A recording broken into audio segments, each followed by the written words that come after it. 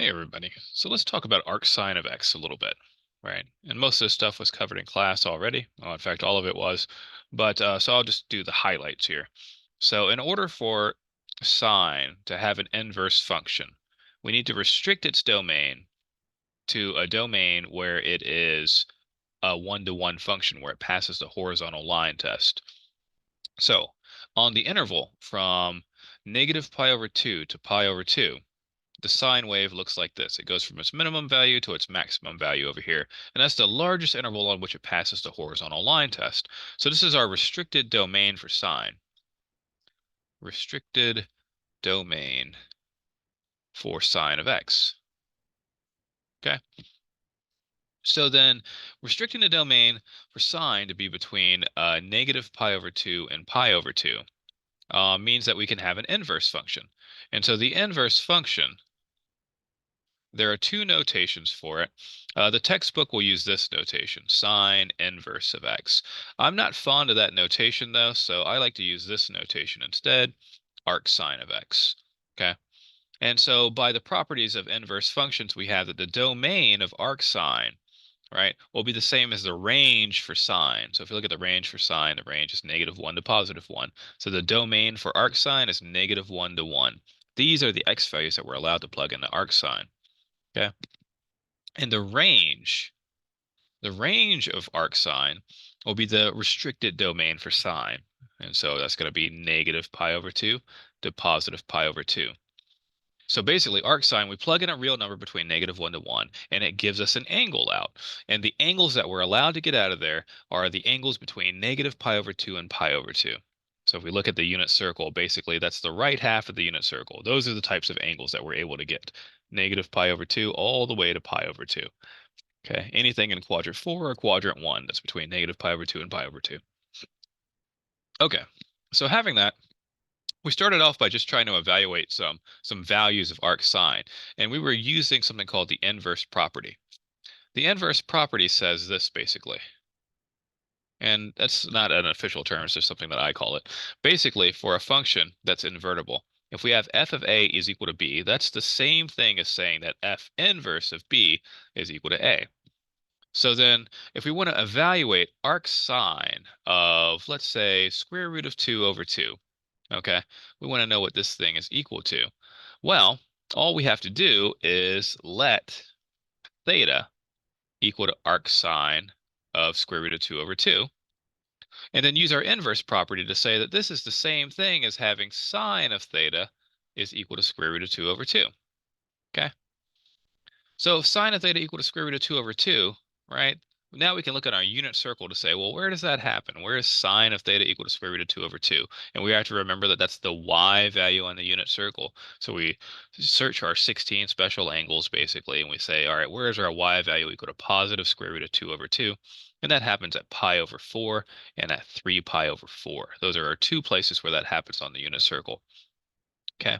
And then now, right, remember that this theta is supposed to be the output of arcsine of square root of 2 over 2, the thing that we get out of arcsine. So it has to be in the range of arcsine. And the range of arcsine, you'll recall, is negative pi over 2 to positive pi over 2. So then 3 pi over 4 is not a possible angle that I could get out of arcsine because it's not in the range. So then pi over 4 must be the correct answer. Okay. So then arcsine of square root of 2 over 2 is equal to pi over 4. Okay. All right. So we started off with doing values like that. Okay. Then we started talking about compositions of arcsine and sine. So for instance, if we did sine of arcsine of, let's say, how about 1/3, right? Just throw out a value there, right? As long as the number that we're plugging into arcsine here is in the domain of arcsine, right? Remember the domain here is -1 to +1, right? Then, if it's in the domain of arcsine, then sine and arcsine are truly inverses of each other, which means that they just cancel each other off. So then we're left with whatever was on the inside, 1/3. Okay, make that one a little bit nicer there, 1/3.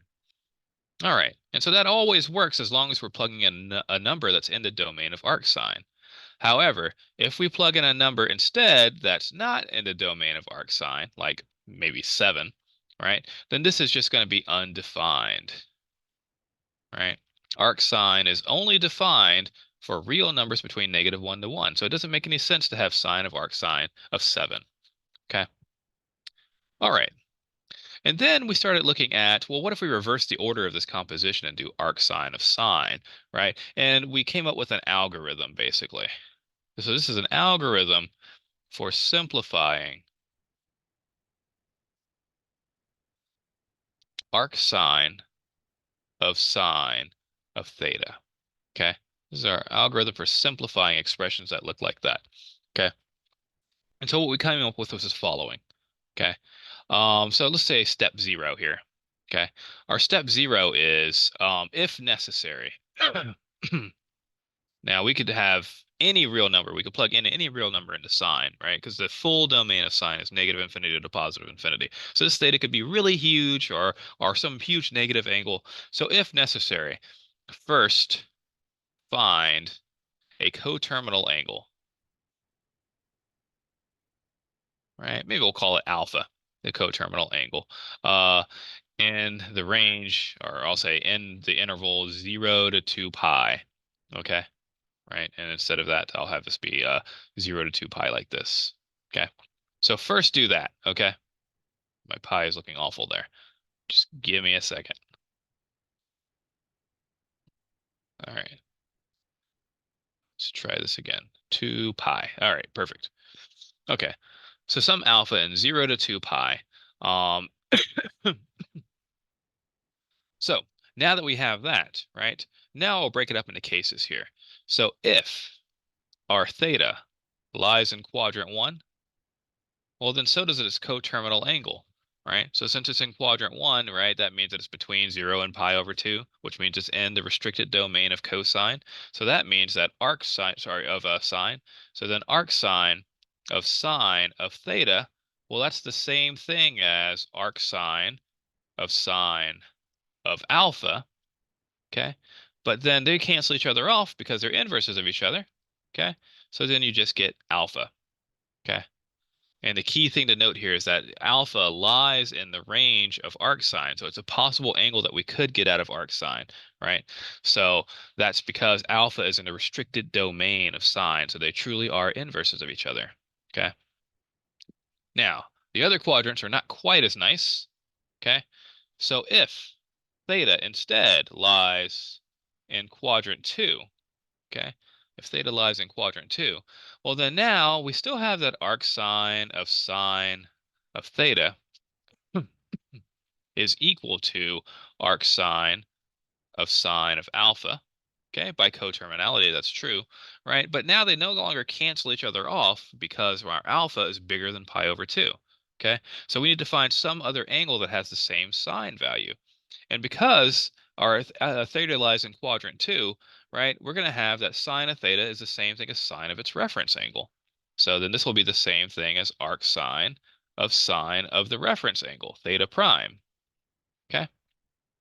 And if we're in quadrant 2, right, then that means that our reference angle would be equal to pi minus alpha.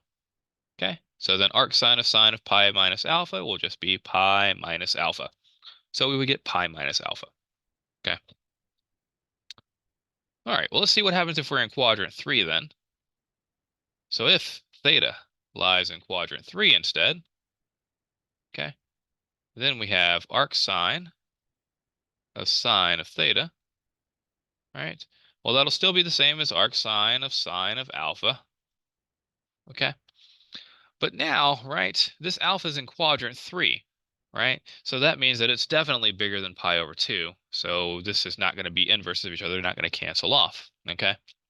But because it's in quadrant 3, we know that sine of alpha will be equal to negative sine of theta prime.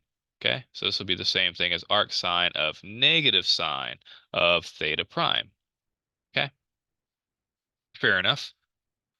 So then now, well, our arcsine is the inverse of sine, right? So arcsine and sine would cancel off, but arcsine is not the inverse of negative sine. So this is not going to work. Okay, so instead, right, here's what we can do.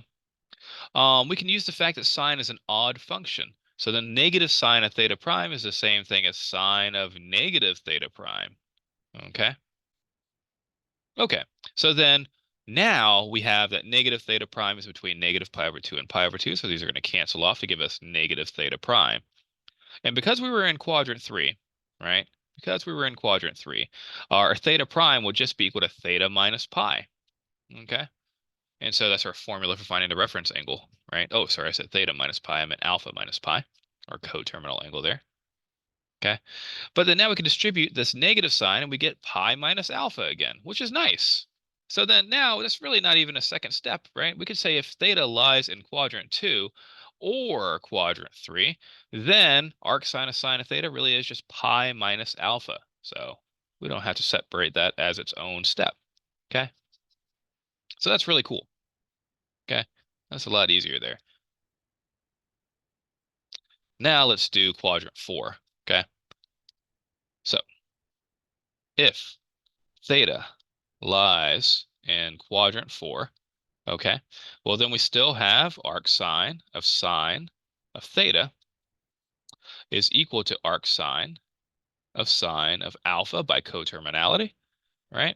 But now our alpha is too big, right? It's in quadrant 4, which is a good quadrant to be in, but it's between 3 pi over 2 and 2 pi, and we need it to be between negative pi over 2 and 0, basically. So here's what we can do. By coterminality, we would have that this is the same thing as sine of alpha minus 2 pi, right? So sine of alpha is the same thing as sine of alpha minus 2 pi. And since our alpha was in quadrant 4, it was between 3 pi over 2 and 2 pi. So then alpha minus 2 pi will be between negative pi over 2 and 0, which is in our restricted domain. So arcsine and sine cancel off to just give us alpha minus 2 pi. Okay, so there we have it. Okay, so those are our how we simplify arcsine of sine of theta. Okay, so let's do a quick example of that. All right, let's say we wanted to do arcsine of sine of 17 pi over 14, something like that. Okay, 17 pi over 14. So this is just a little bit bigger than pi, right? A little bit bigger than pi. 21 pi over 14 would be 3 pi over 2, so it's less than 3 pi over 2. So then we have our theta is 17 pi over 14, which is in quadrant 3. It's bigger than pi, but it's less than 3 pi over 2. Okay, so because it's in quadrant 3, right, what we're going to do is we're going to say that arcsine of sine of 17 pi over 14. Now notice that we don't need to take a coterminal angle here. We already have an angle between 0 and 2 pi, right? So all we need to do is we need to take this angle, we need to do pi minus that. So this would be equal to pi minus 17 pi over 14, which would be equal to 14 pi over 14 minus 17 pi over 14.